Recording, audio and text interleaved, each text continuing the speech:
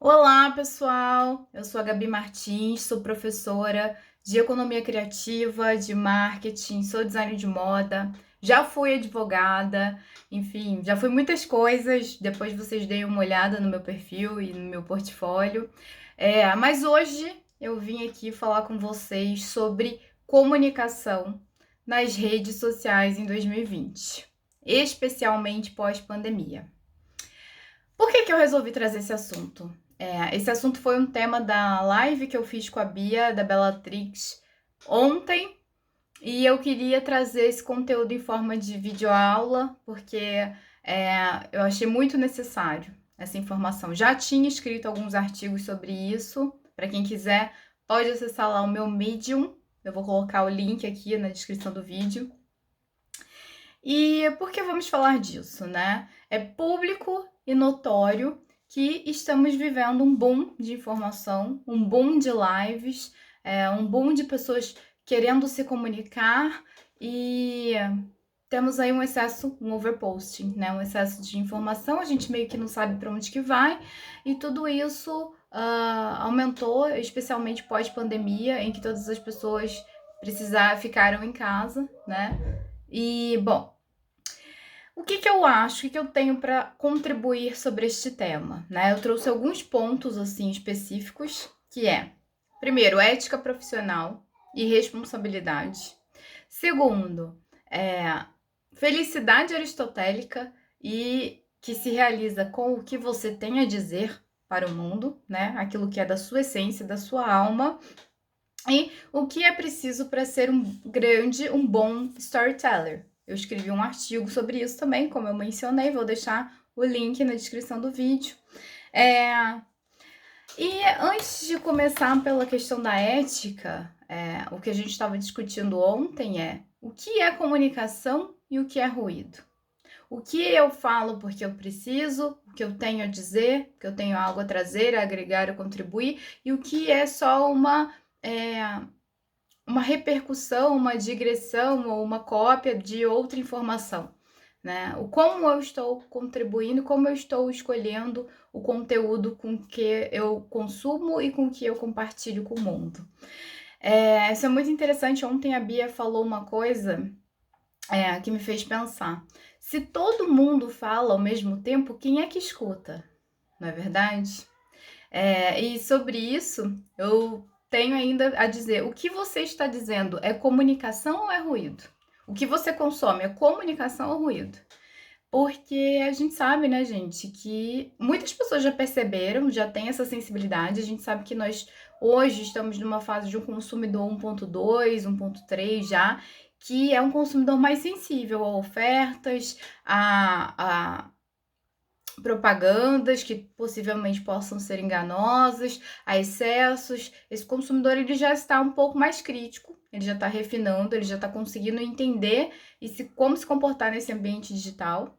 E ele já consegue sentir se aquela quantidade ou aquela informação é tóxica ou não, né? Você consegue até ter o feeling, por exemplo, de diante de um palestrante, a sentir a vibe dele, se aquilo ali é real ou não. A gente acessa um canal do YouTube, a gente sabe se aquilo ali é fake ou não, ainda que o assunto seja interessante, né? Hoje em dia, vai valer muito aquilo que você traz dentro da sua alma. Mas assim, eu já tô até um pouco antecipando o que eu vim falar. Vamos começar aí pela ética profissional em 2020 e a responsabilidade com a comunicação. Gente, quando você vai se formar, você vai fazer um curso numa faculdade, qualquer que seja, uma das matérias fundamentais que tem em qualquer curso é a ética. Segundo o professor Clóvis de Barros Filho, a ética ela é a imitação do amor.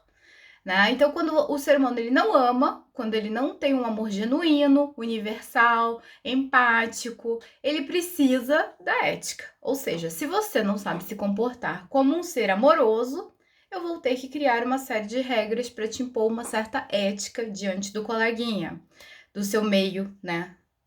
A ética para com o seu coleguismo, com o seu grupo social de profissionais. Então, é óbvio que dentro do direito as coisas acontecem assim, tá? a sociedade vai evoluindo e o direito vai acompanhando essas novas frentes e essas novas formações sociais. Uma delas é a comunicação através do meio digital. Então, a gente vê que essa semana, tanto nos Estados Unidos quanto no Brasil, os órgãos legislativos, os poderes legislativos, estão começando ainda uma análise, uma pesquisa sobre como vamos tratar as fake news dentro das redes sociais. Então, tem uma série de limitações. Nos projetos de lei, eu ainda não li, eu não tenho uma ideia, uma opinião formada sobre o assunto. É algo que a gente tem que ter cuidado para que também não caia na questão da censura, né, de limitar a comunicação, mas também acho que tem que ter essa parte ética, né, de controle de fake news. Eu até cito um seriado que passa na HBO, não sei se tem outros canais que possam ser acessados, provavelmente sim, na internet, chama Years and Years, Anos e Anos, na tradução para o português. E é um seriado extremamente contemporâneo, atual, pós-moderno, eu digo, né? Totalmente atual dos nossos tempos. Começa em 2019 e vai se passando os anos, de acordo com o ponto de vista de uma família. Tá? Só que acompanhar esta família acaba sendo acompanhar todo o desenvolvimento político e tecnológico, né, social, conforme a gente vai vendo o lifestyle deles. Então, durante esses tempos, a gente foi vendo, vou dar um pequeno spoiler, não tem nada a ver com o seriado, um pequeno spoiler de algo que aconteceu dentro do seriado, que foi, passados-se 30, 40 anos, mais ou menos, se eu não me engano, dentro do seriado mostrou uma disputa política em que um político foi acusado de falar algumas coisas, algumas informações, e quando foi ver, não existia aquele vídeo. Aquele vídeo foi criado através de um holograma, né, devido ao avanço tecnológico. Então, esse é um problema que a gente poderia enfrentar no futuro de ética dentro da comunicação. Então, a gente também não vai tão longe, né? A gente tem aí exemplos nas últimas eleições norte-americanas e aqui dentro do país também. E eu digo isso sem entrar no mérito de ser pró ou contra governo, eu só estou fazendo análise do ponto de vista de assessoria de comunicação. Nós temos 2 governantes que têm uma comunicação bastante agressiva, né? Dizem qualquer coisa, o que pensam, não tem mais aquela diplomacia na fala, e aí também é uma outra questão para se analisar sob o ponto de vista da responsabilidade da comunicação, né? O que a gente fala para o mundo. Então, eu faço um gancho com uma área de estudo que se chama comunicação não violenta, que tem crescido. Me parece que, deixa eu só confirmar os dados, me parece que cresceu de 100 a 200% o número de vendas desse tipo de livro, de comunicação não violenta, né? E aí eu posso fazer um outro vídeo sobre essa teoria, mas basicamente é o seguinte: desde a nossa primeira infância, nós tivemos e vivemos numa sociedade que se comunica conosco através da repressão, né? Através de castigos e consequências. E essa comunicação ela está diluída em toda a sociedade. Então, o tempo inteiro nós nos agredimos através da comunicação, né? Nunca é uma comunicação no viés de entendimento. E isso, quando parte de chefes e líderes políticos, isso é um pouco complicado, porque é como se você disseminasse esta comunicação agressiva como se fosse algo normal, né? E isso, portanto, é acolhido pela sociedade. E aí a gente tem essa linhagem, assim, de agressões, né, dentro das redes sociais, que já acontece um bom tempo, e que eu acho interessante agora a gente começar a pensar em regular. A gente viu também, ainda sobre esse assunto de ética, uma polêmica no meio musical, né, em que uma artista, não vou citar nomes, vazava informações para um jornalista de fofoca sobre os colegas do meio profissional, né? Então já houve uma falta de ética dessa parte, e aí, para piorar, houve uma segunda falta de ética do jornalista de expor toda essa conversa que foi a nível de confiança. Então, a gente está aí falando também de uma falta de ética na comunicação. dentro do meio musical. Gente, parece bobagem isso, a gente olhar para isso, mas isso é muito importante para regular as nossas relações. Primeiro porque ética, segundo o professor Clóvis de Barros Filho, é é uma imitação do amor, ele coloca assim. Por quê? Porque quando o ser humano ele não tem aquele amor genuíno, empata, né, que faz com que você atue nas suas relações amorosamente, considerando o ponto de vista do colega. Quando você não tem isso, porque somos imperfeitos, né, ainda, a gente precisa do quê? Da ética para regular as nossas relações. Então, qualquer curso, qualquer faculdade que você faça, você vai começar a estudar ética, né? Que é uma série de normas, de regras que dentro de cada profissão tem uma que vai trazer informações, normas, regular como você deve agir e se comportar dentro do seu meio profissional, dentro da microsociedade de colegas profissionais que você tem. Esse é o primeiro ponto, então. Não tem mais como a gente sobreviver em meio digital daqui para frente, seja porque não combina com as novas energias da nova era que estamos entrando, seja porque vão passar a ser regulamentadas essas informações, não combina mais, não condiz mais dizer coisas de forma leviana e, em especial, sem ética com o seu interlocutor ou sem ética com os seus colegas iguais, né, de profissão. Seja isso para um profissional da música, seja isso para um profissional, um chefe de estado, seja isso para você, profissional da área contábil, marketing, enfim, qualquer profissão que esteja diluída aí dentro, né, da nossa cadeia. Então, a primeira questão da comunicação é a ética. Se você não passa, se o que você tem a dizer não passa pelo crivo da ética, não diga. Só aí a gente já eliminaria uma boa parte do excesso de comunicação, né? Que de repente não é comunicação, como eu trouxe, pode ser que seja só um ruído, tá? Em especial se você não sabe a fonte, se você não sabe se que aquilo vai agregar alguém, se você acha que aquilo é antiético, então já é um primeiro crivo, né? Já é um primeiro funil para essa era da comunicação. E eu trouxe esses dois exemplos porque me parece que o grande boom de comunicação está entre política e entretenimento, o overpost de informação. Política e entretenimento, cada um com as suas características próprias, né? A gente sabe também que o Instagram, ele é considerado a rede que mais gera depressão, né? Por postarem vidas fakes, perfeitas, comparações, estimulam conteúdo superficial ali de consumo capitalista, né, de um excesso de consumo, em que existe a comparação entre o que você tem e o que o outro não tem. E o YouTube é a rede que mais gera bem-estar, né? Porque ali você tem tutoriais, você tem aulas, você tem informações, né, propriamente dito. Então, assim, quando você tem comunicações focadas em entretenimento superficial, eu fico me perguntando por que não temos overpost, sei lá, de Nietzsche. Eu dei esse exemplo ontem, ainda falei, nossa, acho que eu dei um exemplo meio pesado, porque Nietzsche é sacanagem, né? Mas, falando sério, assim, por que a gente não tem um overposting de informações dentro de áreas que realmente sejam de conteúdo mais profundo, mais denso, né? Enfim, também faz parte do reflexo da nossa sociedade, faz parte de um reflexo de uma falta de educação básica lá atrás, do que é estimulado pelo governo, enfim.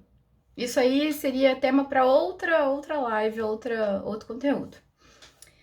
Dito isso, vamos para o segundo ponto, que é a felicidade aristotélica.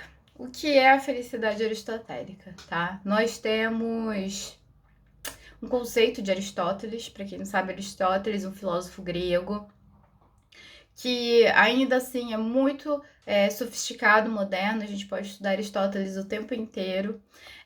E para ele, o mundo, ele fazia uma metáfora, uma grande metáfora, em que o mundo é uma grande máquina girando, né, viva, e que cada pessoa que está aqui no mundo é como se fosse uma engrenagem, tá? E cada pessoa tem algo a dizer, né? Algo que faz parte muito da sua essência, da sua alma, e é algo personalíssimo. Eu não posso dizer por você, isso que você veio fazer no mundo. Outra pessoa não pode dizer por mim, enfim, é personalíssimo. Só você pode dizer aquilo que está marcado na sua alma, na sua essência. Para quê? Para que você faça o seu papel como engrenagem, né? Essa engrenagem, ela só ajuda ali no todo, né?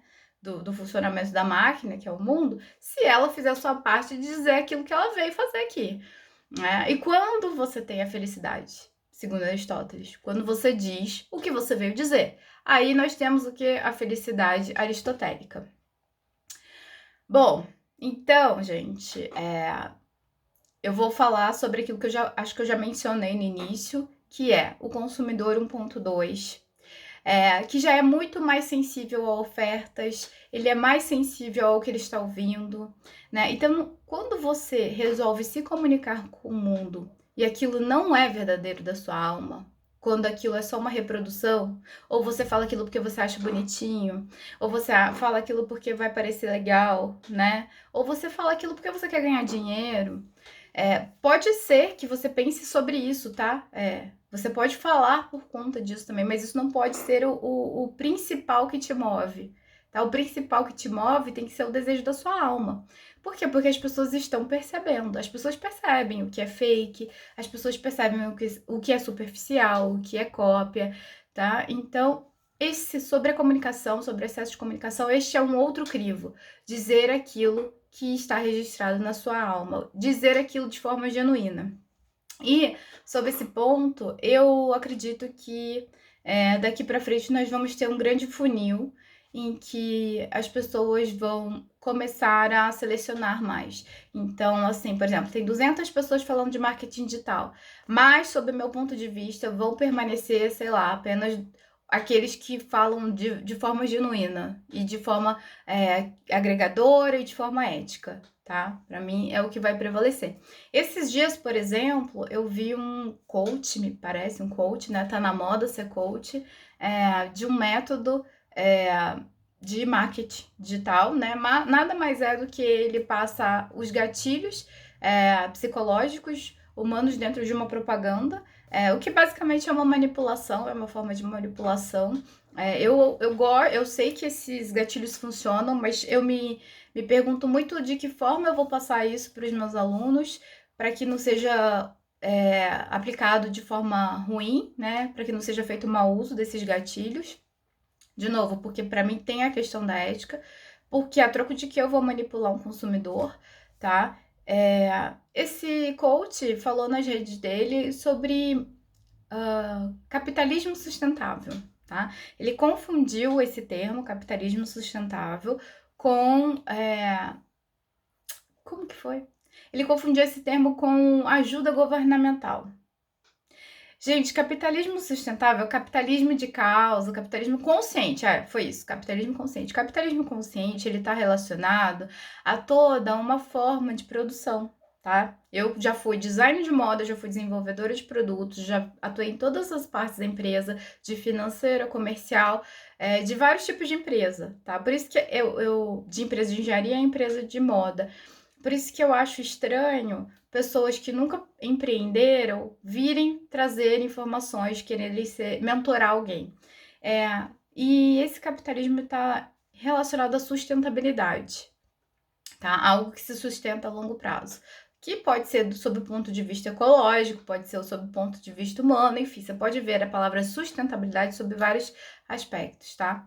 E ele quis dizer o seguinte: não tá na hora de pensar nisso. Gente, isso deve ser pensado o tempo inteiro, com pandemia ou sem pandemia, né? Porque a gente está num período em que em 30 anos nós não vamos mais ter a Terra, o planeta Terra, com a mesma qualidade de vida, né? 50 mil espécies vegetais e animais são extintas por ano, né? Então a gente já está na 6ª grande extinção, né? Que está ultrapassando já as dos dinossauros. Então eu mandei uma mensagem para esse comunicador, esse coach, e expliquei que não o que ele estava se referindo, não era este o termo utilizado, né? Ele até que ele foi interessante, ele pediu desculpas, mas tá lá o conteúdo equivocado e as pessoas consomem, tá?